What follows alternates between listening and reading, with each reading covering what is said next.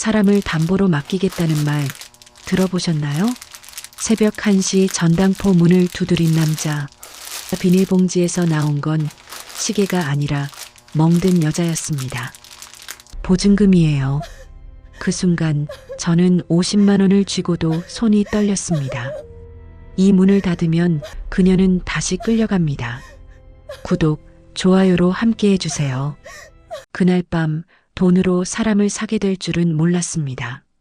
새벽 1시가 넘어서야 나는 역 앞 골목에서 24시간 전당포 셔터를 내리고 있었습니다. 이름은 오태식, 한때는 공장 반장으로 살았지만 허리 다치고 퇴직한 뒤 남은 건 빚과 이 작은 가게뿐이었습니다. 새벽 공기는 차가웠고 불빛은 이상하게 사람 얼굴을 더 창백하게 만들었습니다. 손목 시계를 보니 1시 17분. 오늘도 하루 매출은 12만 원. 월세 80만 원에 전기세, 가스비까지 빼면 남는 게 없었습니다. 내일은 또 어떻게 버텨야 할까? 그런 생각을 하며 셔터 손잡이를 잡는 순간이었습니다. 똑똑똑. 누군가 유리문을 두드렸습니다. 영업 끝났어요. 나는 안에서 소리쳤습니다. 이 시간에 오는 손님치고 좋은 일로 오는 사람은 별로 없었거든요.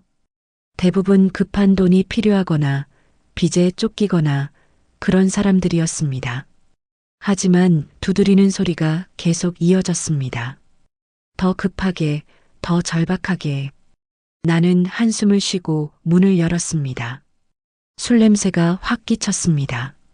마른 체구의 남자가 서 있었는데 손에는 비닐봉지 하나를 들고 있었습니다. 나이는 30 후반쯤 되어 보였지만 얼굴에는 삶에 찌든 피로가 가득했습니다. 사장님, 이거 맡길게요. 돈 좀. 남자의 목소리는 떨리고 있었습니다. 술에 취해서인지 아니면 다른 이유인지 알 수 없었지만 뭔가 절망적인 기운이 느껴졌습니다. 나는 물건 없으면 안 돼요라고 말하려다 멈췄습니다. 비닐봉지 속에서 나온 건 금이 간 휴대폰이나 낡은 시계가 아니라 사람의 손목이었습니다. 정확히는 그 뒤에 서 있는 여자가 내 시야에 들어온 순간이었습니다. 여자는 말이 없었습니다. 뺨에는 시퍼런 멍 자국이 있었고 입술은 터져서 딱지가 앉아 있었습니다. 눈동자는 어딘가 텅 비어 있었습니다. 마치 영혼이 빠져나간 사람처럼. 그런데 목에는 도자기 조각처럼 생긴 하얀 펜던트가 걸려 있었습니다. 깨진 접시를 이어 만든 것 같은 이상한 모양이었습니다. 그 펜던트가 유일하게 깨끗했습니다. 다른 모든 것이 더럽혀져 있는데 그것만큼은 흰색 그대로였습니다. 이 여자요. 보증금이에요. 남자가 여자의 어깨를 거칠게 잡으며 말했습니다. 도망 못 가요. 사장님이 오늘만 맡아줘요. 내가 돈 갚으면 데려갈게요. 그 순간 내 속이 뒤집혔습니다. 사람이 물건도 아닌데 전당포에 맡긴다고? 그것도 여자를 담보로? 이런 일이 진짜 일어날 수 있는 일인가요? 하지만 더 끔찍한 건 여자였습니다. 여자는 도망치려는 기색조차 없었습니다.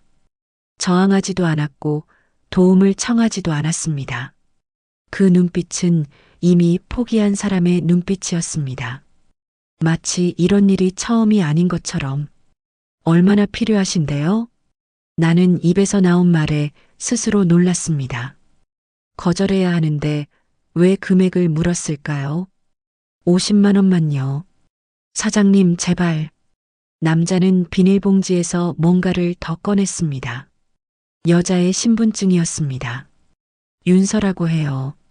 26. 순하거든요. 말도 안 해요. 그때 여자가 처음으로 고개를 들었습니다. 우리 눈이 마주쳤습니다. 그 순간 나는 알았습니다. 이 여자는 도움을 청하고 있다는 것을. 말로는 하지 못하지만 눈빛으로는 간절히 구조 신호를 보내고 있다는 것을. 나는 통장 잔고를 떠올렸습니다. 다음 주 월세 80만 원. 전기세 15만 원, 약값 12만 원, 식비까지 하면 지금 내 돈으론 한 달을 버티기 어려웠습니다. 그런데도 그 순간 내 머릿속은 하나의 문장으로 꽉 찼습니다. 이대로 문을 닫으면 저 여자는 다시 그 남자에게 돌아간다. 나는 계산대 아래 비상금 봉투를 만지작거렸습니다. 딱 67만 원. 그동안 몰래 모아둔 내 생계비였습니다. 허리 아파서 병원 가려고 모은 돈이었습니다. 50만 원 언제 갚으실 거예요? 일주일만요. 꼭 갚을게요. 남자는 안도의 표정을 지었습니다. 하지만 나는 그가 일주일 후에 돌아올 거라고 믿지 않았습니다. 이런 상황에서 돈을 빌려가는 사람들은 대부분 돌아오지 않았거든요. 그러면 이 여자는 어떻게 될까요? 나는 비상금 봉투를 열었습니다. 5만 원짜리 지폐 10장과 만 원짜리 지폐 17장. 내 손이 떨렸습니다.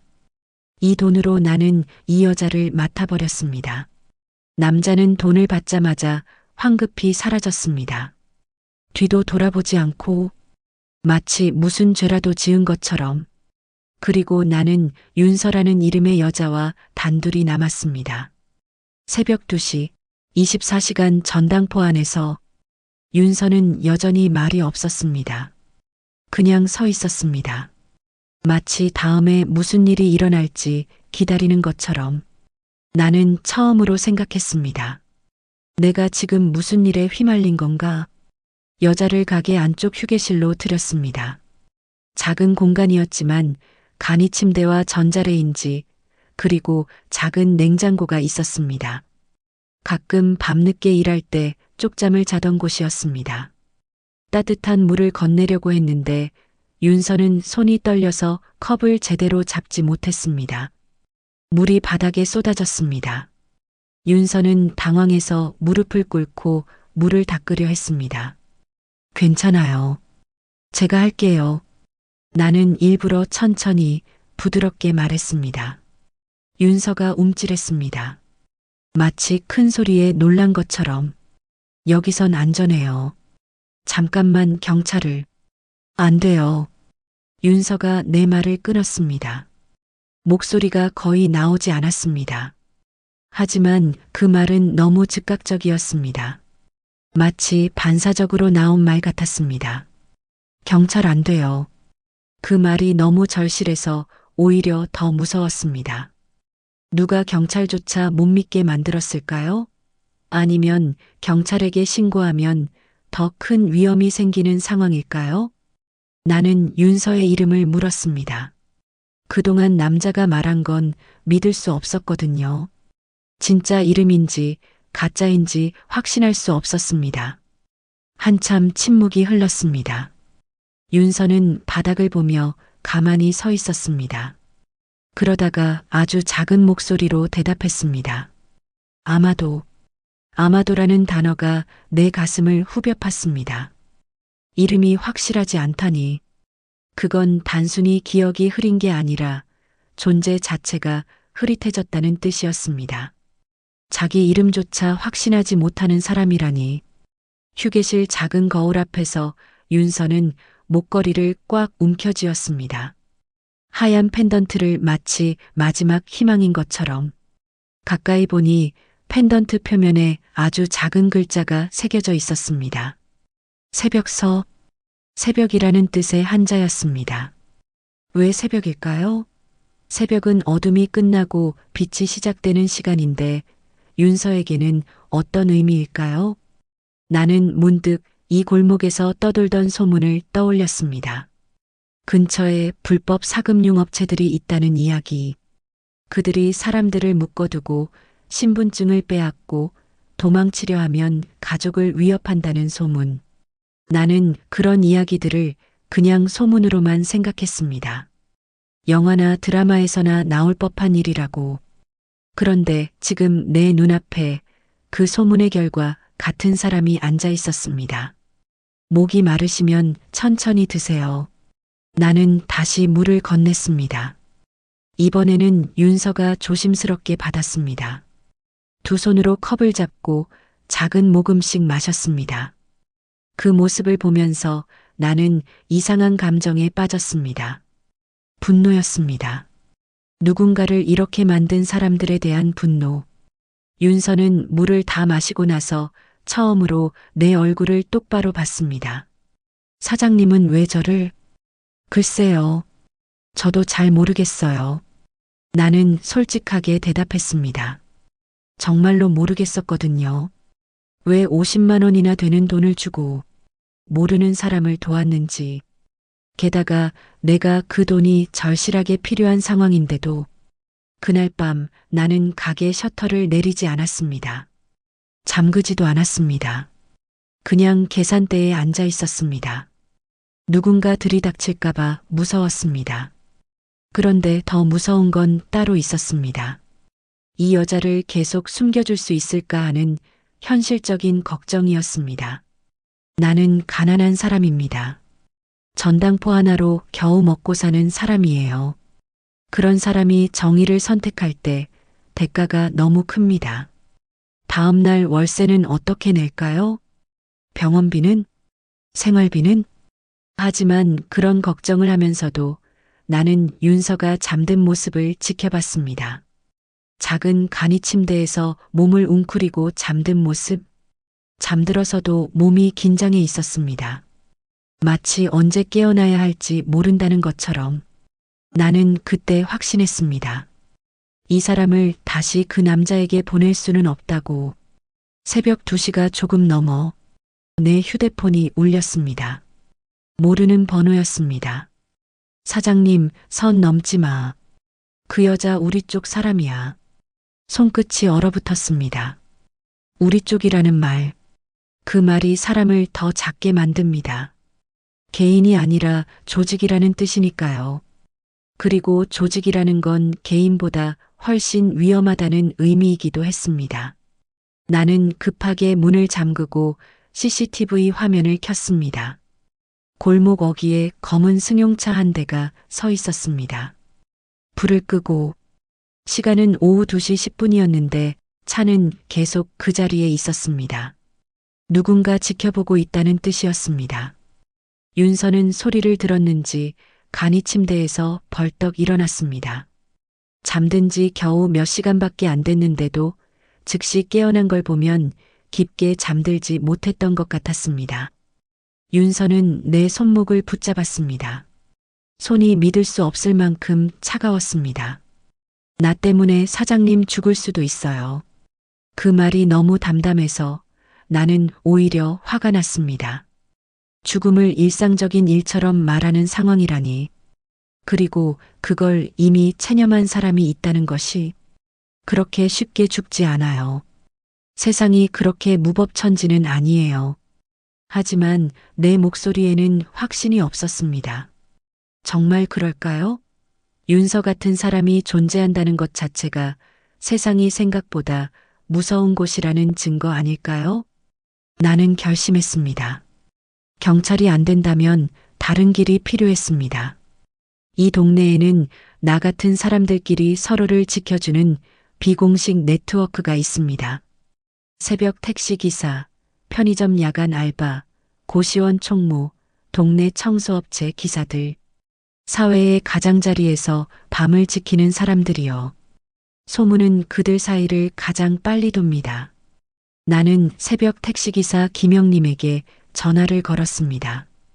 김영님은 이 동네를 30년 넘게 다닌 베테랑이었습니다. 형님, 골목 입구에 검은 차 한 대 서 있어요. 번호판 좀 봐줄 수 있어요? 무슨 일이야, 태식아? 좀 복잡한 일이 생겼어요. 김영님은 더 묻지 않았습니다. 이런 부탁을 할 때는 이유가 있다는 걸 아시니까요. 그리고 동시에 윤서에게 물었습니다. 그 남자가 윤서 씨한테 뭐였어요? 윤서는 잠시 망설이다 대답했습니다. 빚을 만들어준 사람. 빚을 만들어준 사람이라는 표현이 내 가슴을 찢었습니다. 빚이란 건 원래 있는 게 아니라 만들어지는 거구나. 그리고 빚을 만든다는 건 사람을 올가미를 만든다는 뜻이구나. 처음에는 그냥 도움을 주겠다고 했어요. 일자리도 소개해주고 보증금도 빌려주고. 윤서의 목소리가 점점 작아졌습니다. 그런데 나중에 알았어요. 그 모든 게 함정이었다는 걸. 김영림에게서 답장이 왔습니다. 차 번호 확인했어.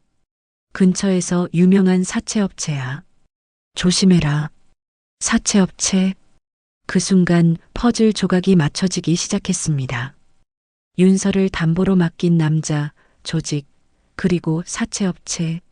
모든 게 연결되어 있었습니다. 나는 처음으로 깨달았습니다. 이건 개인적인 문제가 아니었다는 것을, 윤서가 도망쳐도 끝이 아니라는 것을, 빚이라는 명목으로 언제든 다시 끌고 갈 수 있다는 것을. 그렇다면 해결책은 하나뿐이었습니다. 빚을 없애는 게 아니라 그 빚 자체가 거짓이었다는 걸 증명해야 했습니다. 다음 날 아침 윤서는 조금 더 많은 이야기를 들려줬습니다. 여전히 조심스러웠지만 어제보다는 나을 신뢰하는 것 같았습니다. 윤서는 원래 도자기 공방에서 일했다고 했습니다. 작은 작업실이었어요. 흙 냄새가 항상 났고 가마에서 나오는 열기가 따뜻했어요. 윤서의 목소리에 처음으로 그리움이 섞였습니다. 손으로 무언가를 만들 때 마음이 잠잠해져요. 깨진 그릇을 이어 붙일 때는 더 그래요. 버려진 걸 다시 살리는 일이니까요. 그래서 목걸이가 그런 모양이었구나. 깨진 조각을 이어서 만든. 그런데 어느 날 공방에 불이 났어요. 윤서의 표정이 어두워졌습니다. 갑자기였어요. 저는 밤늦게 작업하고 있었는데 한순간에 모든 게 타버렸어요. 화재 원인은 뭐였어요? 전기 합선이라고 했어요. 그런데 윤서는 말을 멈췄습니다. 뭔가 더 말하고 싶어 하지만 말하기 어려운 표정이었습니다. 그런데 이상한 게 공방 사장님이 불이 난 다음 날 갑자기 사라졌어요. 그리고 며칠 뒤에 어떤 사람들이 저를 찾아왔어요. 그 사람들이 사채업체 사람들이었을 거였습니다.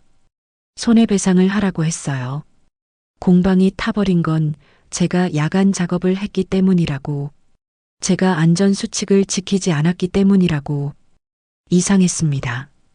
공방 화재인데 왜 직원이 손해배상을 해야 하죠? 게다가 전기 합선이 화재 원인이라면서 왜 야간 작업이 문제가 되는 거죠? 윤서는 더 말하려다 멈췄습니다. 기억이 끊어지는 듯 눈을 깜빡였습니다. 그러다가 다시 목걸이를 만지작거렸습니다. 이거 제가 마지막에 만든 거예요. 깨진 접시를 이어서 버려진 걸 다시 살리는 거예요. 그 말을 들으면서 나는 이상한 동질감을 느꼈습니다. 전당포도 비슷한 일을 하는 곳이니까요. 사람들이 버리거나 포기한 물건들을 받아서 다시 누군가에게 갈 기회를 주는 곳. 물론 완전히 다시 살리는 건 아니지만 적어도 완전히 버려지지는 않게 하는 곳. 하지만 사람은 물건과 다릅니다. 사람은 담보가 될 수 없어요. 윤서 씨, 지금 빚이 정확히 얼마나 돼요? 잘 모르겠어요. 처음에는 300만 원이라고 했는데 이자가 계속 붙어서 지금은 2천만 원 넘는다고 해요. 300만 원이 2천만 원? 그게 말이 됩니까? 아무리 이자가 높아도 그렇게 늘어날 수 있는 건가요? 계약서는 봤어요? 아니요. 그냥 말로만 했어요. 도장만 찍으라고 해서. 전형적인 불법 사채의 수법이었습니다. 계약서 없이 도장만 받고 나중에 멋대로 금액을 불려서 협박하는. 그날 오후 사채업체 쪽에서 다시 문자가 왔습니다. 돈은 받았지? 사람은 돌려줘. 안 그러면 가게부터 날아가. 위협이 더 구체적이 됐습니다. 이제 내 가게를 건드리겠다는 말이었습니다. 나는 CCTV를 다시 확인했습니다. 이번에는 골목 반대편에도 사람이 서 있었습니다. 담배를 피우면서 우리 가게를 지켜보고 있었어요. 윤서는 내 표정을 보고 말했습니다. 사장님, 나 그냥 나갈게요. 제가 나가면 사장님은 안전해요. 그 말을 듣는 순간 나는 이상하게도 더 확신했습니다. 이 사람은 나가면 안 된다. 윤서를 살리는 것만으로는 충분하지 않았습니다. 윤서가 가진 진실을 세상 밖으로 꺼내야 했습니다.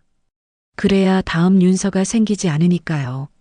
더 이상 방치할 수 없었습니다. 윤서 씨, 공방 화재 때 뭔가 이상한 걸 본 적 없어요? 뭔가 조작된 것 같다거나. 윤서는 잠시 생각하더니 고개를 끄덕였습니다. 있어요. 그런데, 뭐요? 말하면 정말 위험해질 수도 있어요. 저뿐만 아니라 사장님도. 나는 웃었습니다. 이미 충분히 위험하잖아요. 더 위험해질 게 뭐 있겠어요. 윤서가 처음으로 미소를 지었습니다. 아주 작은 미소였지만 며칠 만에 보는 살아있는 표정이었습니다. 그럼 말씀드릴게요. 윤서가 씻고 나온 뒤 그녀가 간이 침대에서 잠든 틈에 나는 목걸이를 자세히 봤습니다. 윤서가 허락했었거든요. 혹시 단서가 될 만한 게 있나 보세요라고. 펜던트 뒷면에 아주 얇게 긁힌 선이 있었습니다. 처음에는 그냥 흠집인 줄 알았는데 자세히 보니 숫자 같았습니다. 37. 마치 조각을 맞추는 번호처럼 보였습니다. 그 순간 머리가 번쩍했습니다. 이건 하나의 펜던트가 아니라 7조각 중 3번째라는 뜻일지도 모른다고. 윤서가 깨어났을 때 나는 조심스럽게 물었습니다. 이거 여러 개예요? 윤서의 얼굴이 창백해졌습니다. 왜 그걸? 윤서는 한참을 망설이다가 결국 말했습니다. 공방에서 마지막으로 작업한 게 이거였어요. 큰 접시가 깨져서 7조각으로 나뉘었는데 그 조각들을 하나씩 다시 살려서 펜던트로 만들었어요. 7개 다 만들었어요? 네. 그런데 불이 난 이후에 다른 조각들은 사라졌어요. 이것만 겨우 챙길 수 있었어요. 다른 조각들이 사라졌다? 누군가 가져갔다는 말인가요? 윤서는 계속 말했습니다. 화재 이후에 그 사람들이 저를 끌고 다니면서 여러 가지 일을 시켰어요. 어떤 일들이요? 서류 작업이요. 사람들 신분증 사진 찍어서 전송하는 일, 가짜 계약서에 도장 찍는 일, 그런 거요. 윤서의 목소리가 점점 작아졌습니다. 저는 거절하려고 했어요. 그런데 그들이 말했어요. 내가 화재 원인이야. 내가 안 하면 내 가족에게 손해배상 청구서가 간다고. 가족이 있어요? 없어요. 부모님도 일찍 돌아가시고 혼자예요. 그래서 더 쉬운 먹잇감이었나 봐요. 가족이 없다는 것. 그것이 오히려 윤서를 더 위험하게 만들었습니다. 협박할 대상이 자기 자신밖에 없으니까요. 그런데 어느 날 큰일이 생겼어요. 윤서의 목소리가 더욱 떨렸습니다. 공방 근처에서 어떤 남자가 죽었어요. 사고로 처리됐는데 저는 그날 밤 봤어요.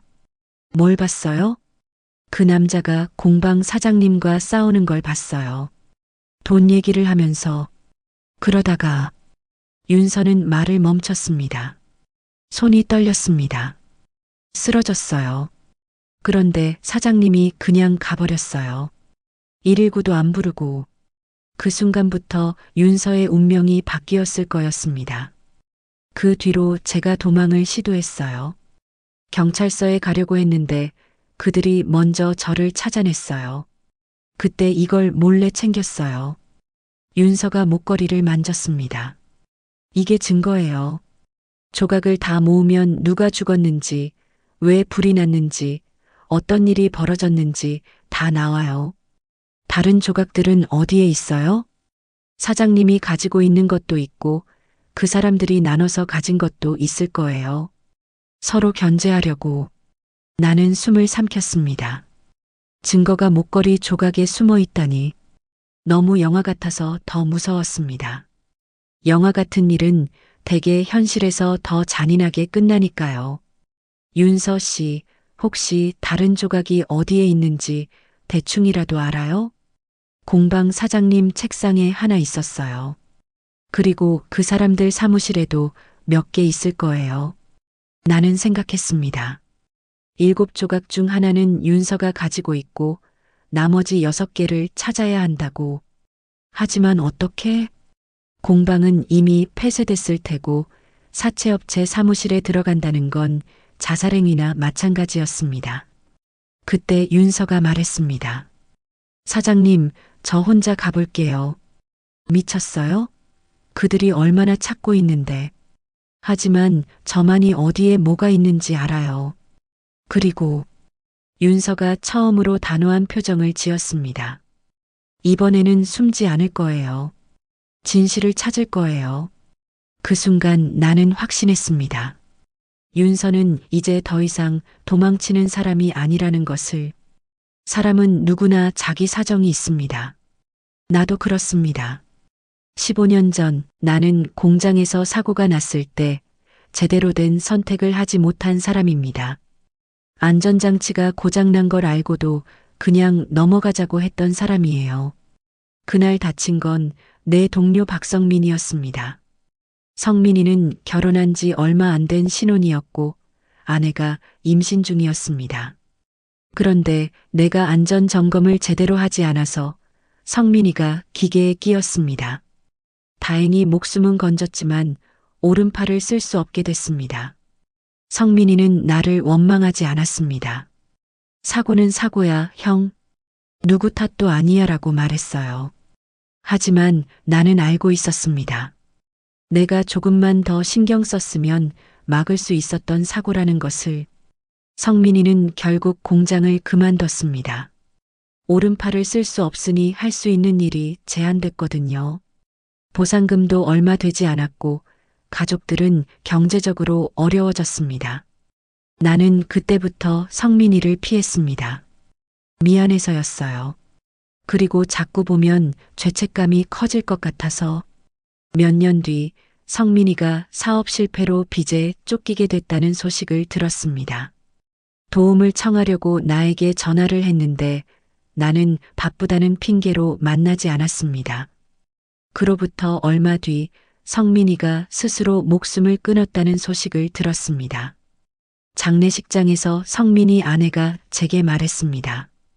오빠, 성민이가 마지막에 오빠를 많이 찾았어요. 그때 사고는 자기 탓이라고, 오빠한테 미안하다고. 그 말을 듣는 순간 내 세상이 무너졌습니다. 성민이는 나를 원망한 게 아니라 오히려 미안해하고 있었던 거였습니다. 그리고 마지막 순간에도 나를 찾고 있었던 거고요. 나는 그날 이후로 제대로 된 관계를 맺지 못했습니다. 누군가를 도와달라고 하면 성민이 생각이 나서 피했습니다. 또 실망시킬까봐, 또 제대로 돕지 못할까봐. 그래서 혼자 전당포를 하며 살고 있는 거였어요. 하지만 윤서를 보면서 깨달았습니다. 윤서의 눈빛이 자꾸 성민이의 마지막 눈빛과 겹쳤습니다. 아무도 나를 구하지 않겠지라는 체념. 나는 윤서를 숨겨주기로 한 게 아니었습니다. 나는 내가 과거에 놓친 누군가를 이번에는 놓치지 않으려는 거였습니다. 성민이에게 못해준 것을 이번에는 해보려는 거였어요. 그날 저녁 사채업체 쪽에서 또 다른 문자가 왔습니다. 마지막 경고다. 내일까지 여자를 돌려주지 않으면 내 가게에서 화재가 날 수도 있다. 화재. 그 단어가 윤서의 공방 이야기와 겹쳤습니다. 혹시 그들이 공방에도 불을 낸 건 아닐까요? 나는 윤서에게 물었습니다. 혹시 다른 피해자들도 있을까요? 윤서 씨처럼 빚에 묶여 있는 사람들 많을 거예요. 저 말고도 비슷한 상황에 있는 사람들을 여럿 봤어요. 그 말을 듣는 순간 나는 더 확신했습니다. 이 일을 끝내야 한다고. 윤서만 구하는 게 아니라 이런 일 자체가 더 이상 일어나지 않게 만들어야 한다고. 윤서 씨, 내일 공방에 가봅시다. 위험해요. 이미 위험합니다. 그리고 계속 숨어만 있으면 아무것도 바뀌지 않아요. 윤서는 잠시 생각하다가 고개를 끄덕였습니다. 알겠어요. 하지만 사장님, 정말 위험할 수도 있어요. 괜찮아요. 이번에는 끝까지 해볼 거예요. 나는 성민이에게 약속했습니다. 마음속으로 이번에는 도망치지 않겠다고, 끝까지 함께 하겠다고. 다음 날 오전, 우리는 조심스럽게 공방이 있던 건물로 향했습니다. 나는 모자와 마스크로 얼굴을 가렸고, 윤서는 후드를 깊이 눌렀었습니다. 윤서의 기억 속에 있던 단서 중 하나는 공방 사장 책상 서랍에 있던 열쇠고리였습니다. 열쇠고리에도 17번 숫자가 새겨져 있었다고 했습니다. 아마 첫 번째 조각일 거예요. 윤서가 떨리는 목소리로 말했습니다. 사장님이 가장 먼저 만든 조각이라서 가장 중요한 정보가 들어있을 거예요. 공방은 생각했던 것보다 훨씬 을씨년스러웠습니다. 건물 전체가 비어 있는 것처럼 보였고 창문에는 먼지가 가득 쌓여 있었습니다. 문틈에는 며칠치 광고 전단이 꽂혀 있었어요. 하지만 이상한 점이 있었습니다. 자물쇠가 새 것이었어요. 누군가 계속 관리하고 있다는 뜻이에요. 나는 윤서에게 속삭였습니다. 조심해야겠어요. 우리는 건물 뒤로 돌아가서 쓰레기장 옆에 있는 작은 창문을 찾았습니다. 윤서가 일하던 시절에 환기용으로 사용하던 창문이라고 했어요. 창문으로 들어가니 안은 여전히 흙 냄새가 났습니다. 불에 탄 흔적은 대부분 지워졌지만 벽 한쪽에 남은 검은 그을음이 그날의 사건을 증언하고 있었습니다. 윤서는 가만히 주변을 둘러봤습니다. 여기가 제가 마지막으로 작업하던 자리예요. 윤서의 목소리에 그리움과 아픔이 섞여 있었습니다. 매일 밤 여기 앉아서 깨진 그릇들을 고쳤어요. 하나하나 이어붙이면서 다시 쓸 수 있게 만들었어요. 사장 책상은 구석에 있었습니다. 서랍은 잠겨 있었지만 윤서가 작은 철사로 열었습니다. 일할 때 가끔 잠기는 서랍이 있어서 여는 방법을 배워뒀어요. 서랍 안에는 여러 가지 서류와 함께 작은 열쇠고리가 하나 있었습니다. 정말로 17번이 새겨져 있었습니다. 윤서가 열쇠고리를 집어드는 순간 멀리서 발소리가 들렸습니다. 누군가 들어오고 있었습니다. 나는 황급히 윤서를 작은 작업실 안쪽으로 밀었습니다. 가마 뒤에 작은 공간이 있어서 두 사람이 숨을 만했습니다. 심장이 귀까지 뛰었습니다. 문이 열리고 두 남자가 들어왔습니다. 목소리로 봐서는 중년 남자 둘이었어요. 보험금 정리는 끝났지? 응. 그런데 그 여자 때문에 좀 복잡해졌어. 윤서? 응. 그날 밤 봤을 수도 있거든. 그들이 윤서 이야기를 하고 있었습니다. 그래서 어떻게 하려고? 일단 잡아야지. 조각만 다 회수하면 끝이야. 조각. 윤서가 말한 펜던트 조각들을 말하는 거였습니다. 나머지는 어디 있어? 우리가 3개, 사장이 2개, 그 여자가 하나. 이제 하나만 더 찾으면 돼. 7개 중 6개의 위치를 파악하고 있다는 뜻이었습니다. 마지막 하나만 찾으면 모든 증거를 없앨 수 있다고 생각하는 거였어요. 그런데 그 전당포 영감은 어떻게 할 거야? 전당포 영감. 나를 말하는 거였습니다. 조용히 처리해야지. 너무 많이 알았어. 그 말을 듣는 순간 등에 식은땀이 흘렀습니다. 남자들이 나간 뒤 우리는 한참을 움직이지 못했습니다. 너무 무서웠거든요. 사장님, 이제 정말 위험해졌어요. 윤서가 작은 목소리로 말했습니다. 이미 우리 움직임을 다 알고 있어요. 하지만 동시에 중요한 정보를 얻었습니다. 7조각의 위치를 대략 파악할 수 있었어요. 윤서 씨, 그들이 가진 세계는 어디에 있을까요? 아마 사무실 금고에 있을 거예요. 그리고 사장이 가진 두 개는 윤서가 잠시 생각했습니다. 사장 집에 있을 거예요. 자기 방 서랍에 중요한 물건들을 모아두거든요. 그럼 마지막 하나는? 그건 잘 모르겠어요. 우리는 조용히 공방을 나왔습니다. 열쇠고리를 손에 쥔 채로 첫 번째 조각을 찾았지만 아직 갈 길이 멀었습니다. 그리고 시간이 많지 않다는 것도 알았어요. 그들이 우리를 조용히 처리하기 전에 모든 진실을 밝혀내야 했습니다. 그날 밤 윤서는 처음으로 그날의 기억을 온전히 들려줬습니다. 지금까지는 단편적으로만 말했었는데 이제는 처음부터 끝까지 차근차근 이야기했어요. 윤서는 처음 공방에 왔을 때 세상이 다시 괜찮아질 거라 믿었다고 했습니다. 사장님이 정말 친절했어요. 윤서 씨 손이 참 예쁘네. 이런 감각이면 해외 전시도 가능하겠어라고 말씀하셨거든요. 윤서의 목소리에 그때의 행복이 묻어났습니다. 처음으로 누군가 제 재능을 알아봐 주는 것 같았어요. 그전에는 계속 임시직이나 아르바이트만 했거든요. 공방에서의 일상은 평화로웠습니다. 아침에 와서 흙을 준비하고 오후에는 도자기를 빚고 저녁에는 깨진 그릇들을 고치는 일. 그 중에서도 제가 가장 좋아한 건 깨진 그릇을 고치는 일이었어요. 금으로 이어 붙이거나 다른 재료로 메워서 다시 쓸 수 있게 만드는 거요. 그게 바로 윤서가 만든 펜던트의 의미였습니다. 깨진 것을 버리지 않고 다시 살리는 것. 하지만 어느 날부터 사장의 태도가 조금씩 바뀌기 시작했습니다. 윤서 씨, 대출 서류에 서명만 해달라고 하더라고요. 공방 확장 자금이라면서요. 윤서는 의심하지 않고 도장을 찍었습니다. 사장을 믿었으니까요.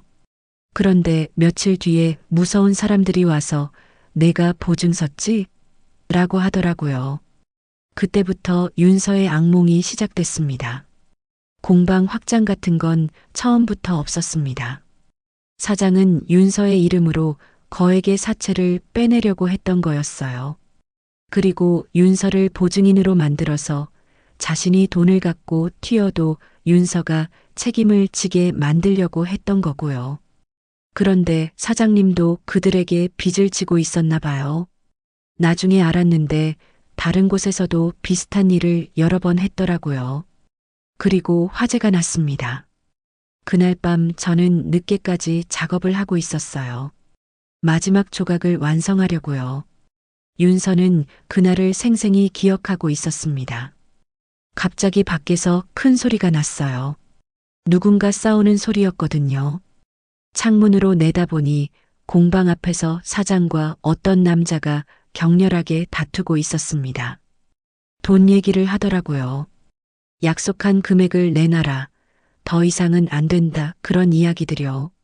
그러다가 갑자기 쿵 하는 소리가 났습니다. 그 남자가 쓰러졌어요. 사장님이 뭘 들고 때린 것 같았어요. 사장은 쓰러진 남자를 확인한 뒤 119도 부르지 않고 그냥 사라졌습니다. 윤서는 급히 나가서 그 남자를 도우려고 했습니다. 그런데 이미 숨을 쉬지 않았어요. 윤서는 경찰에 신고하려고 휴대폰을 꺼냈습니다. 바로 그때였습니다. 뒤에서 누군가 제 머리를 쳤어요. 그 뒤로는 기억이 없어요. 깨어났을 때는 이미 공방에 불이 나고 있었습니다. 저는 연기에 질식해서 쓰러져 있었고 소방관이 저를 구해줬어요. 그리고 며칠 뒤 사채업체 사람들이 윤서를 찾아왔습니다. 화재 원인이 제 야간 작업 때문이라고 하더라고요. 손해배상을 하라고. 그런데 그 금액이 2천만 원이었습니다. 도저히 감당할 수 없는 돈이었어요. 그래서 그들이 제안한 일을 할 수밖에 없었어요. 그 일은 다른 사람들을 사채에 덫에 빠뜨리는 일이었습니다. 가짜 서류를 만들고 신분증을 위조하고 보증인을 구해오는 일. 처음에는 정말 싫었어요. 하지만 안 하면 더 큰 일이 날 것 같았거든요. 그러면서 윤서는 목에 37번 조각을 걸게 됐습니다. 그들이 주면서 말했어요. 이걸 차고 있으면 우리 사람이라는 표시야. 절대 벗지 말라고. 하지만 윤서는 알았습니다. 그 조각 안에 진실이 숨어 있다는 것을. 제가 마지막에 작업한 조각들이니까요. 그 안에 그날 밤의 모든 기록이 들어 있어요. 어떤 기록이요? 사진이요. 아주 작은 메모리 칩에 저장된 사진들. 그날 밤 찍은 모든 사진이 조각들에 나눠서 숨겨져 있어요. 그제야 이해했습니다. 펜던트 조각들은 단순한 장신구가 아니라 증거를 숨긴 저장 장치였던 거였어요. 7조각을 다 모으면 그날 밤에 무슨 일이 벌어졌는지 알 수 있어요. 누가 죽었는지, 왜 죽었는지, 누가 죽였는지.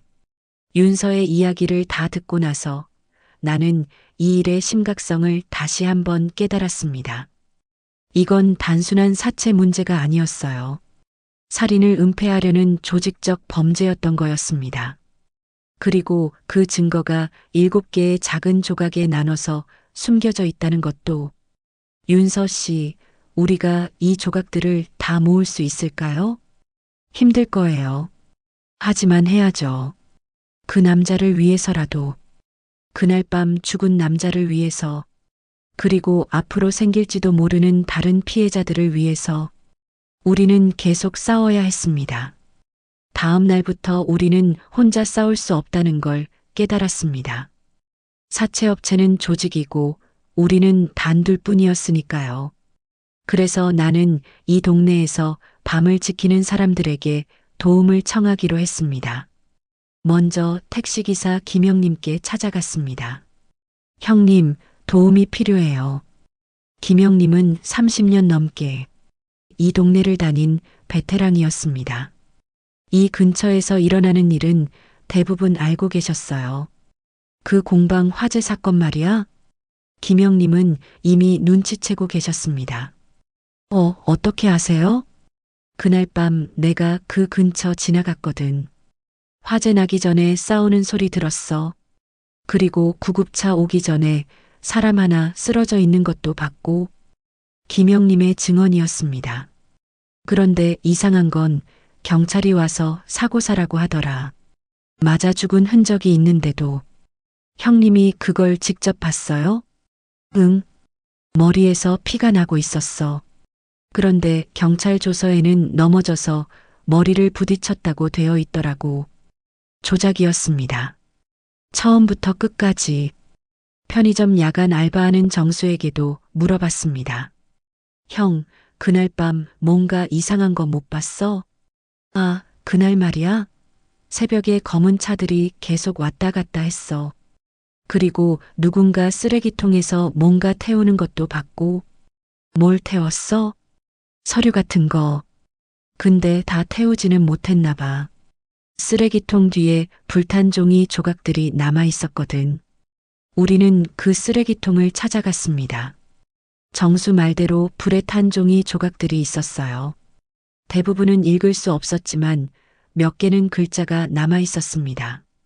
보험조사 대응 매뉴얼, 화재 시나리오안, 증인 처리 방안, 이런 무서운 내용들이었습니다. 동네 고시원 총무 박 아저씨에게도 물어봤습니다. 혹시 최근에 이상한 사람들 본 적 없어요? 있어. 며칠 전에 양복 입은 사람들이 와서 윤서라는 여자 본 적 있냐고 물어보더라고. 뭐라고 했어요? 모른다고 했지. 그런데 그 사람들이 돈을 주면서 보면 연락하라고 명함을 줬어. 박 아저씨는 명함을 보여줬습니다.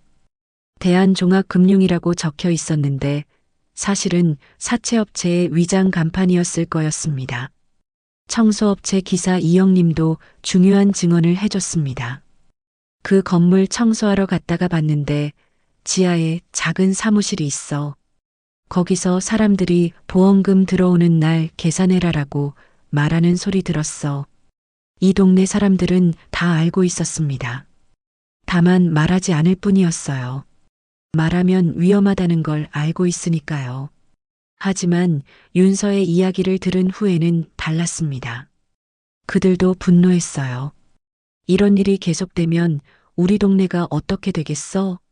내 아들, 내 딸도 저런 일 당할 수 있는 거잖아. 우리는 작은 모임을 만들었습니다. 이 동네에서 밤을 지키는 사람들의 네트워크요. 공식적인 조직은 아니지만 서로 정보를 공유하고 도움을 주는 모임.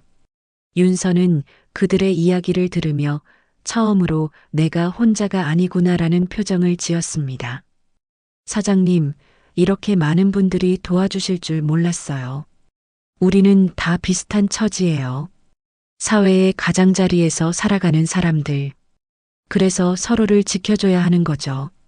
그들의 도움으로 우리는 더 많은 단서를 모을 수 있었습니다. 그리고 무엇보다 혼자가 아니라는 용기를 얻었어요. 이제 조각을 더 찾아야 했습니다. 7개 중 2개를 확보했으니 아직 5개가 남았습니다. 윤서의 기억을 더듬어 보니 사채업체 사무실 금고에 3개, 공방 사장 집에 2개가 있을 것 같았습니다. 어디부터 갈까요? 사장 집부터 가봐요. 사무실보다는 덜 위험할 거예요. 하지만 그것도 쉬운 일은 아니었습니다. 공방 사장이 어디 사는지도 모르고 설사 안다고 해도 남의 집에 들어가는 건 범죄였으니까요. 그래도 해야 했습니다. 진실을 밝히기 위해서는. 윤서 씨, 사장 집 주소 혹시 알아요? 네.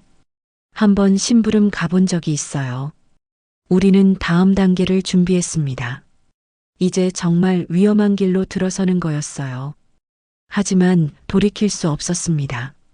여기서 멈추면 모든 게 헛수고가 될 테니까요. 그리고 무엇보다 그날 밤 죽은 남자의 진실을 밝혀야 했습니다. 그가 누구인지, 왜 죽어야 했는지. 윤서가 기억하는 공방 사장의 집은 시내에서 조금 떨어진 주택가에 있었습니다. 오래된 다세대 주택 2층이었어요. 하지만 막상 가보니 집은 비어 있었습니다. 이사 간 것 같아요. 윤서가 실망스러운 표정을 지었습니다. 이웃에게 물어보니 1달 전에 급하게 이사를 갔다고 했습니다. 어디로 갔는지는 모른다고 하더라고요. 계획을 바꿔야겠어요. 나는 윤서와 함께 근처 카페에서 다음 계획을 의논했습니다. 그럼 사무실로 가야겠네요. 너무 위험해요. 그들의 본거지잖아요. 하지만 다른 선택지가 없었습니다. 사장은 사라졌고 조각들을 모으려면 사무실에 들어가는 수밖에 없었어요. 우리는 정면으로 들어갈 생각은 하지 않았습니다. 대신 청소업체 이영님의 도움을 받기로 했어요. 그 건물 청소는 내가 맡고 있어. 뒤쪽에 직원용 출입구가 있는데 거기로 들어갈 수 있어. 이영님이 건물 구조를 설명해 주셨습니다. 사무실은 2층에 있고 금고는 안쪽 사장실에 있어. 그런데 평상시에도 사람들이 많이 있으니까 조심해야 해. 우리는 밤 10시가 넘어서 움직이기로 했습니다. 대부분의 직원들이 퇴근한 후에 윤서 씨는 여기 있어요. 안 돼요. 제가 안 가면 금고를 못 열어요. 윤서가 단호하게 말했습니다. 비밀번호를 알고 있거든요. 어떻게? 예전에 심부름 갔을 때 우연히 봤어요. 사장님이 금고를 여는 걸. 그렇다면 윤서 없이는 불가능했습니다. 알겠어요. 하지만 정말 조심해야 해요. 네. 그런데 사장님, 윤서가 잠시 망설이더니 말했습니다. 만약 우리가 잡히면 저는 모든 걸 제 탓으로 할게요. 사장님은 억지로 끌려온 거라고 할게요. 그런 소리 하지 마요. 우리는 함께 들어가고 함께 나올 거예요. 밤 10시 30분, 우리는 건물 뒤편으로 들어갔습니다. 이영님이 미리 문을 열어두셨어요. 건물 안은 어둡고 조용했습니다. 2층으로 올라가는 계단을 오르면서 심장이 빠르게 뛰었습니다. 사무실 문은 잠겨 있었지만 윤서가 또 철사로 열었습니다. 어떻게 그런 기술을? 공방에서 일할 때 배웠어요. 가끔 잠긴 서랍이나 문이 있으면 열어야 할 때가 있거든요. 사무실 안은 담배 냄새와 값싼 향수 냄새가 섞여 있었습니다. 한쪽 벽에는 여러 사람의 사진이 붙어 있었는데 모두 빨간 펜으로 X 표시가 되어 있었어요. 저 사진들, 윤서가 떨리는 목소리로 말했습니다. 피해자들 사진인 것 같아요. 저도 저기 있어요. 정말로 윤서의 사진도 벽에 붙어 있었습니다. 역시 빨간 X표가 되어 있었고요. 안쪽 사장실로 들어가니 큰 금고가 보였습니다. 윤서는 손을 떨며 비밀번호를 눌렀습니다. 놀랍게도 금고가 열렸습니다. 안에는 현금 뭉치, 각종 계약서, 신분증 사본, 그리고 작은 파우치 하나가 있었습니다. 파우치를 열어보니 도자기 조각 펜던트가 3개 들어 있었습니다. 47, 57, 67. 찾았어요. 윤서가 흥분해서 말했습니다. 이제 7개 중 5개를 확보했습니다. 마지막 2개만 더 찾으면 되는 거였어요. 그런데 바로 그 순간 밖에서 문이 열리는 소리가 들렸습니다. 누구야? 남자의 목소리였습니다. 우리는 숨을 죽였습니다. 금고 뒤쪽에 작은 공간이 있어서 거기 숨었어요. 분명히 불이 켜져 있었는데 발걸음 소리가 점점 가까워졌습니다. 혹시 도둑인가? 또 다른 남자의 목소리가 들렸습니다. 최소한 2명은 되는 것 같았어요. 그들이 사장실까지 들어왔습니다. 그리고 금고가 열려 있는 걸 발견했어요. 야, 이거 뭐야? 금고가 열려 있잖아. 뭔가 없어진 거 있어? 한 명이 금고 안을 확인했습니다. 조각들이 없어졌어. 뭐라고? 아까 여기 있었던 파우치가 없어. 우리가 가져간 파우치를 말하는 거였습니다. 그럼 누군가 여기 들어온 거야. 찾아봐. 그들이 사무실을 뒤지기 시작했습니다. 우리가 숨은 곳까지 찾는 건 시간 문제였어요. 나는 결심했습니다. 이번에는 도망이 아니라 정면으로 맞서야 한다고. 하지만 그 전에 윤서를 안전한 곳으로 보내야 했습니다. 윤서 씨, 창문으로 나가세요. 사장님도 같이 가요. 저는 시간을 벌게요. 먼저 나가세요. 윤서는 눈물을 글썽이며 고개를 저었습니다. 함께 들어왔으면 함께 나가야죠. 그 순간 우리가 숨은 곳 바로 앞에서 발걸음이 멈췄습니다. 이제 정말 마지막 순간이었습니다. 하지만 우리에게는 5개의 조각이 있었습니다. 그리고 그 안에 숨겨진 진실을 밝힐 기회가 있었어요. 마지막 2개만 더 찾으면 되는 거였습니다. 우리는 간신히 사무실에서 빠져나왔습니다. 창문으로 내려가는 비상계단을 이용해서요. 다행히 그들이 우리를 발견하기 직전에 탈출할 수 있었습니다. 하지만 다음 날 아침 예상치 못한 일이 벌어졌습니다. TV 뉴스에 내 전당포 간판이 나온 거였어요. 역앞 전당포 사장, 불법 침입으로 고발당해. 리포터의 목소리가 울렸습니다. 어젯밤 시내 한 금융업체에 무단 침입한 혐의로 전당포 사장 오태식이 고발당했습니다.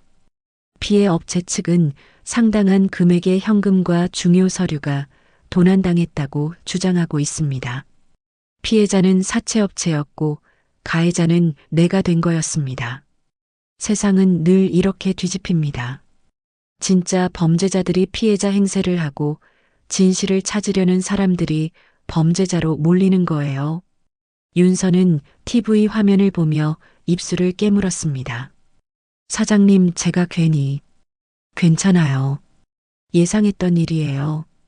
하지만 속으로는 걱정이 됐습니다. 내 가게는 끝장날 수 있었고 경찰이 언제든 들이닥칠 수 있었거든요.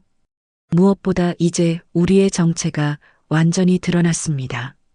더 이상 숨어 다닐 수도 없었어요. 그리고 그날 오후 나는 한 통의 전화를 받았습니다. 낯선 목소리였어요. 오태식 씨 맞습니까? 네, 그런데 누구세요? 저는 그날 밤 죽은 남자의 동생입니다. 내 등골이 서늘해졌습니다. 그날 밤 죽은 남자. 윤서가 봤다는 바로 그 사건에 제 이름은 한지훈입니다. 형 이름은 한지호였고요.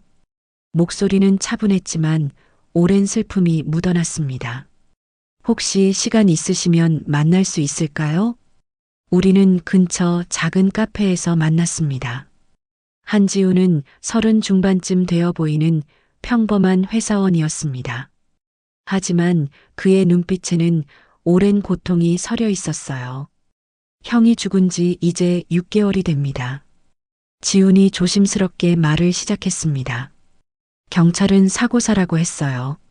술에 취해서 넘어져서 머리를 부딪혔다고. 하지만 저는 믿을 수 없었어요. 왜요? 형은 술을 거의 안 마시는 사람이었거든요.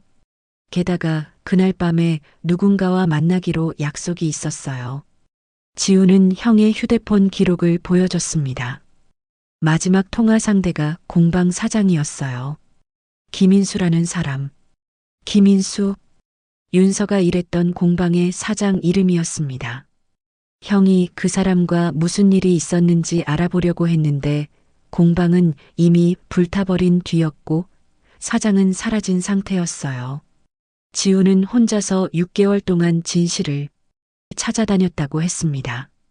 그러던 중에 윤서라는 여자가 있다는 걸 알게 됐어요. 그날 밤 현장에 있었던 유일한 증인이라고. 어떻게 저희를 찾았어요? 동네 사람들한테 물어봤어요. 윤서를 찾는 사람들이 또 있다더라고요. 그래서 뭔가 연결되어 있다고 생각했거든요. 지우는 우리에게 중요한 정보를 들려줬습니다. 형이 죽기 전에 형이 가지고 있던 물건이 있어요. 그는 작은 봉투를 꺼냈습니다. 경찰이 유품을 돌려줄 때 들어있던 건데 깨진 도자기 조각이었어요. 봉투를 열어보니 정말로 도자기 조각 하나가 들어있었습니다. 윤서의 펜던트와 똑같은 모양이었어요. 그리고 뒷면에는 67이라고 새겨져 있었습니다. 이게 뭔지 모르겠어서 계속 간직하고 있었는데 혹시 단서가 될까 해서요. 이제 6개를 확보했습니다. 마지막 하나만 더 찾으면 모든 퍼즐이 완성되는 거였어요. 지훈 씨, 형분이 왜 공방 사장을 만나려고 했는지 아세요? 돈 때문이었을 거예요. 형이 그 사장한테 돈을 빌려줬거든요. 얼마나요? 2천만 원 정도. 형이 모은 전 재산이었어요. 그 순간 모든 퍼즐이 맞춰지기 시작했습니다. 한지호는 공방 사장에게 돈을 빌려준 투자자였고 사장이 돈을 갚지 않자 그날 밤 만나서 따지려고 했던 것 같았습니다. 그런데 사장이 그를 죽이고 화재로 모든 증거를 없애려고 했던 거였어요. 그럼 마지막 조각은 어디에 있을까요? 윤서가 물었습니다. 지훈이 잠시 생각하더니 대답했습니다. 형 집에 있을지도 몰라요. 형이 중요한 물건들을 보관하던 곳이 있거든요. 이제 마지막 조각을 찾아야 했습니다. 그리고 그 조각을 찾으면 6개월 전 그날 밤의 진실이 모두 드러날 거였어요. 하지만 동시에 우리의 위험도 더 커지고 있었습니다. 이미 뉴스에까지 나온 상황에서 시간이 많지 않았어요. 지훈 씨, 우리가 모든 조각을 모으면 형분의 죽음을 밝힐 수 있을 거예요. 정말요? 네. 하지만 위험할 수도 있어요. 지훈은 단호하게 고개를 끄덕였습니다. 괜찮아요. 형을 위해서라면 뭐든지 할 거예요. 이제 진짜 마지막 단계가 시작됐습니다. 한지훈의 형 한지호가 살던 집은 조용한 주택가에 있는 작은 원룸이었습니다. 지훈이 열쇠를 가지고 있어서 들어갈 수 있었어요. 형이 중요한 물건들을 숨겨두던 곳이 있어요. 지훈은 방 한쪽 책장 뒤를 가리켰습니다. 책장을 옮기니 벽에 작은 구멍이 있었고 그 안에 금고처럼 생긴 작은 상자가 숨겨져 있었어요. 상자를 열어보니 여러 가지 서류와 함께 정말로 도자기 조각 하나가 더 들어 있었습니다. 77번. 마지막 조각이었습니다. 이제 7개를 다 모았어요. 윤서가 흥분해서 말했습니다. 우리는 조각들을 하나씩 맞춰보기 시작했습니다. 17부터 77번까지 숫자 순서대로 이어붙이니 하나의 완전한 원이 됐어요. 그리고 가운데 부분을 조심스럽게 열어보니 아주 작은 메모리 칩이 숨겨져 있었습니다. 윤서 씨가 말한 게 맞았네요. 지훈이 노트북을 가져왔습니다. 메모리 칩을 연결하자 여러 개의 파일이 떠올랐어요. 첫 번째 파일은 사진이었습니다. 공방 내부에서 찍은 사진들이었는데 날짜를 보니 화재 당일 밤에 촬영된 것들이었어요. 두 번째 파일은 동영상이었습니다. 공방 밖에서 한지호와 김인수 사장이 격렬하게 다투는 장면이 찍혀 있었어요. 돈을 갚으라고 했더니 이렇게 나오나?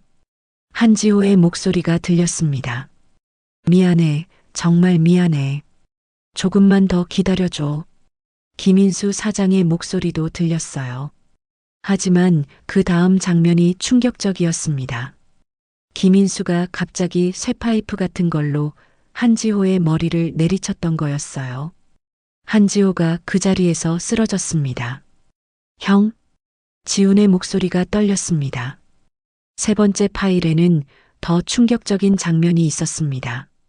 김인수가 한지호의 시체를 확인한 뒤 휴대폰으로 누군가에게 전화를 거는 장면이었어요. 됐어. 이제 화제만 내면 돼. 그리고 얼마 뒤 정말로 공방에서 불이 났습니다. 동영상에는 김인수가 공방 안에 기름을 뿌리고 라이터로 불을 붙이는 장면까지 찍혀 있었어요.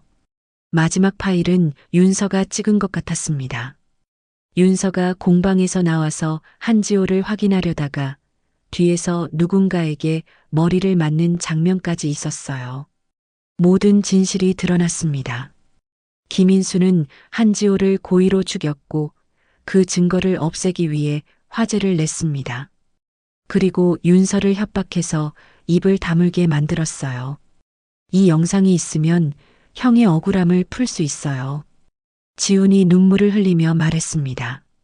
하지만 우리는 아직 안전하지 않았습니다. 이 증거를 어떻게 세상에 알릴 것인가가 문제였어요. 경찰에 가면 그들이 과연 믿어줄까요? 이미 사고사로 처리된 사건을 다시 수사해 줄까요? 언론에 제보하면 그 전에 우리가 먼저 위험해질 수 있었어요. 어떻게 하죠? 윤서가 물었습니다. 그때 지훈이 말했습니다. 제가 아는 기자가 한 명 있어요. 형 사건을 조사하면서 도움을 받았던 사람인데 믿을 만한 사람이에요. 정말요? 네. 그분이라면 이 증거를 안전하게 공개할 수 있을 거예요. 우리는 그 기자에게 연락하기로 했습니다. 하지만 그 전에 해야 할 일이 있었어요. 우리 자신의 안전을 확보하는 것이었습니다. 이미 사채업체 쪽에서 우리를 찾고 있었고 언제 들이닥칠지 모르는 상황이었거든요. 일단 안전한 곳으로 피해야겠어요. 나는 이 동네 네트워크의 도움을 받기로 했습니다. 택시기사 김영님이 알고 있는 곳에 잠시 숨어 있기로 했어요. 하지만 그 전에 마지막으로 해야 할 일이 있었습니다. 진실을 세상에 알리는 것이었어요. 6개월 동안 억울하게 죽어 있던 한지호를 위해서, 그리고 앞으로 이런 일이 다시 일어나지 않게 하기 위해서 그날 밤 우리는 지훈이 알고 있는 기자와 만났습니다. 김민정이라는 이름의 사회부 기자였는데 한지호 사건을 처음부터 의심스럽게 지켜본 사람이었어요. 이 영상이 진짜라면 이건 단순한 살인 사건이 아니에요. 김민정 기자는 동영상을 보면서 놀라워했습니다. 보험 사기, 살인, 증거 은폐까지 조직적으로 이뤄진 범죄네요. 우리는 기자에게 모든 사정을 설명했습니다. 윤서가 당한 일들, 사채업체의 수법들, 그리고 이 동네에서 비슷한 피해를 당한 다른 사람들까지. 이 이야기를 공개하면 상당한 파장이 있을 거예요. 김민정 기자가 진지하게 말했습니다. 하지만 위험할 수도 있어요. 그들이 가만두지 않을 테니까요. 그래도 해야 합니다. 윤서가 단호하게 말했습니다. 더 이상 숨어 살 수는 없어요. 그리고 이런 일이 계속되면 안 되잖아요. 기자는 우리의 안전을 위해 특별한 방법을 제안했습니다. 생방송으로 하는 게 어떨까요? 미리 녹화하면 편집될 수 있고 압력을 받을 수도 있어요. 하지만 생방송이라면 실시간으로 전국에 나가니까 중간에 막을 수 없을 거예요. 생방송이라니 생각해보니 더 확실한 방법이었습니다. 하지만 준비가 필요해요. 증거 자료들을 정리하고 법적 문제가 없는지 검토하고 우리는 이틀 동안 준비했습니다. 동영상을 편집해서 핵심 장면들만 모으고 관련 서류들도 정리했어요. 그리고 방송 당일 방송국 대기실에서 나는 긴장해서 손이 떨렸습니다. 윤서도 마찬가지였어요. 사장님, 정말 괜찮을까요? 모르겠어요. 하지만 이제 돌아갈 수는 없잖아요. 지훈도 함께 출연하기로 했습니다. 피해자 유족의 입장에서 증언하는 거였어요. 방송이 시작됐습니다. 시청자 여러분 안녕하세요. 오늘은 특별한 제보를 받아 긴급히 편성된 시사 고발 프로그램입니다. 앵커가 침착하게 말했습니다. 6개월 전 한 남성의 죽음이 사고가 아닌 살인이었다는 충격적인 증거가 공개됐습니다.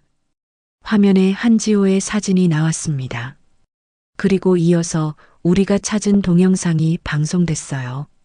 김인수가 한지호를 살해하는 장면, 공방에 방어하는 장면, 모든 것이 생생하게 전국에 방송됐습니다. 윤서가 증언했습니다. 저는 그날 밤 모든 걸 봤어요.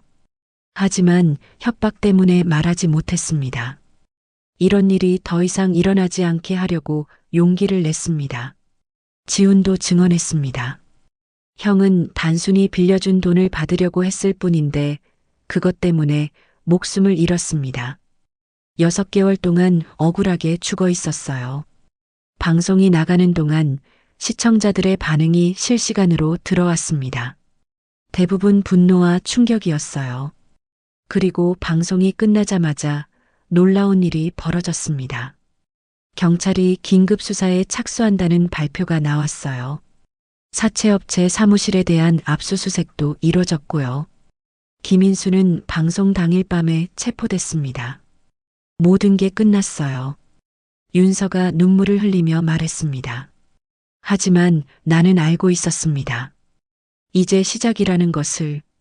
진실이 밝혀진 것은 좋지만 앞으로 더 많은 피해자들이 나타날 것이고 더 많은 이야기들이 드러날 거라는 것을. 그래도 오늘은 기뻤습니다. 한지호의 억울함이 풀렸고 윤서가 자유로워졌으니까요. 그리고 무엇보다 우리가 끝까지 포기하지 않았으니까요. 진실은 결국 드러나게 되어 있다는 것을 다시 한번 확인했습니다. 방송 이후 일주일 동안 세상이 뒤바뀌었습니다. 김인수는 살인죄와 방화죄로 기소됐고 사채업체 대표와 직원들도 모두 구속됐어요. 그들이 저지른 일들이 하나씩 드러나면서 피해자들이 줄을 이어 신고했습니다. 윤서처럼 가짜 빚에 묶여있던 사람들이 수십 명이나 됐어요. 이렇게 많은 사람들이 피해를 봤다니. 윤서가 경찰서에서 나오면서 말했습니다. 다행히 이제 모든 게 정리될 거예요. 경찰은 우리를 공익 제보자로 인정했습니다. 불법 침입 혐의는 취하됐고 오히려 포상금까지 받게 됐어요. 하지만 무엇보다 중요한 건 윤서의 변화였습니다. 처음 만났을 때의 그 공허한 눈빛이 사라지고 이제는 생기가 돌았어요.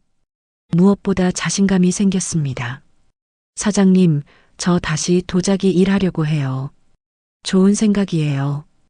이번에는 혼자가 아니라 비슷한 상황에 있는 사람들과 함께 하려고요. 윤서는 새로운 계획을 세우고 있었습니다. 자신처럼 상처받은 사람들과 함께 작은 공방을 만들어서 깨진 것들을 고치는 일을 하겠다고 했어요. 깨진 그릇을 고치는 것처럼 깨진 마음도 고칠 수 있을 거라고 생각해요. 한지훈도 변했습니다. 형의 억울함이 풀리면서 6개월 동안 짊어지고 있던 무거운 짐을 내려놓을 수 있게 됐어요. 형, 이제 편히 쉬세요. 지우는 형의 묘 앞에서 말했습니다. 형이 빌려준 돈도 회수됐어요. 그 돈으로 형이 하고 싶어 했던 일을 계속할게요. 한지호는 생전에 어려운 사람들을 돕는 일을 하고 싶어 했다고 했습니다. 지우는 그 뜻을 이어받아서 피해자 지원 단체를 만들기로 했어요. 나도 변했습니다. 전당포는 계속했지만 이제는 단순히 돈벌이만을 위한 일이 아니었어요. 정말로 어려운 사람들에게 도움이 되는 일을 하려고 노력했습니다. 무엇보다 성민이에 대한 죄책감이 많이 줄어들었어요. 이번에는 끝까지 포기하지 않았으니까요. 그리고 몇 달 뒤 윤서가 만든 작은 공방에 가봤습니다. 새벽 공방이라는 이름이 붙어 있었어요. 안에는 여러 사람들이 조용히 작업을 하고 있었습니다. 모두 상처를 가진 사람들이었지만 이제는 그 상처를 치유하는 법을 배우고 있었어요. 어서 오세요, 사장님. 윤서가 환하게 웃으며 맞았습니다. 목에는 새로 만든 펜던트를 하고 있었어요. 이번에는 깨진 조각이 아니라 처음부터 완전한 하나로 만든 것이었습니다. 이것도 만들어주고 싶어서요. 윤서가 나에게 작은 상자를 건넸습니다. 안에는 작은 도자기 인형이 들어 있었어요. 전당포 주인을 형상화한 것 같았습니다. 사장님이 제 새벽이었어요. 윤서의 말에 나는 아무 말도 할 수 없었습니다. 이런 고마운 말에 어떻게 대답해야 할지 모르겠었거든요. 대신 나는 그 인형을 소중히 받았습니다. 그리고 가게로 돌아가는 길에 생각했습니다. 세상은 여전히 어렵고 힘듭니다. 여전히 윤서 같은 피해자들이 생겨나고 있고 여전히 정의가 실현되지 않는 일들이 많아요. 하지만 그날 이후 나는 알게 됐습니다.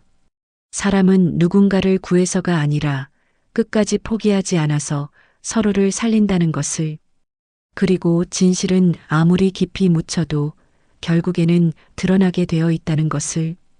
그로부터 1년이 흘렀습니다. 내 전당포는 예전처럼 완전히 돌아오지는 않았습니다. 사건 이후로 손님들이 줄었고 여전히 경제적으로는 빠듯했어요.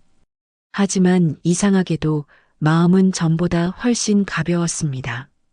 윤서의 새벽 공방은 점점 커져서 이제는 이 동네에서 꽤 유명한 곳이 됐어요. 상처받은 사람들이 찾아와서 도자기를 배우며 마음을 치유하는 곳으로요. 한지훈의 피해자 지원 단체도 활발하게 활동하고 있었습니다. 사체 피해자들을 위한 법률 상담부터 심리 치료까지 지원하는 곳이 됐어요. 그리고 나는 가끔씩 그들의 일을 도왔습니다. 전당포에서 번 수익의 일부를 기부하기도 하고 어려운 사람들이 오면 무료로 도와주기도 했어요. 어느 겨울 저녁이었습니다. 가게 문을 닫으려고 하는데 누군가 문을 두드렸습니다. 1년 전과 똑같은 상황이었어요. 하지만 이번에는 두렵지 않았습니다. 문을 열어보니 20 초반쯤 되어 보이는 젊은 여자가 서 있었어요. 얼굴에는 멍자국이 있었고 손에는 작은 가방을 들고 있었습니다. 사장님, 도움이 필요해요. 그 여자의 눈빛에서 1년 전 윤서의 모습이 보였습니다. 절망적이지만 동시에 마지막 희망을 품고 있는 눈빛. 들어오세요. 나는 주저하지 않고 문을 열었습니다.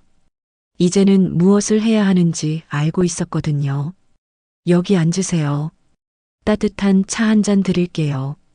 여자는 조심스럽게 의자에 앉았습니다. 제 이름은 이소영이에요. 저도 비슷한 일을 당했어요. 또 다른 윤서였습니다. 하지만 이번에는 달랐습니다. 이제 우리에게는 경험이 있었고, 네트워크가 있었고, 무엇보다 끝까지 함께 할 사람들이 있었어요. 걱정하지 마세요. 혼자가 아니에요. 나는 휴대폰을 꺼내서 윤서에게 연락했습니다. 윤서 씨, 새로운 분이 오셨어요. 도움이 필요한 것 같아요. 30분 후 윤서가 새벽 공방에서 달려왔습니다. 지훈도 함께 왔어요. 안녕하세요. 저도 비슷한 일을 겪었어요. 윤서가 소영의 손을 잡으며 말했습니다. 하지만 이겨낼 수 있어요. 우리가 도와드릴게요. 그날 밤 우리는 새벽까지 소영의 이야기를 들었습니다. 그리고 어떻게 도울 수 있을지 계획을 세웠어요. 다음 날부터 소영은 새벽 공방에서 지내게 됐습니다. 윤서가 직접 돌봐주기로 했어요. 깨진 그릇도 다시 이을 수 있어요. 윤서가 소영에게 말했습니다.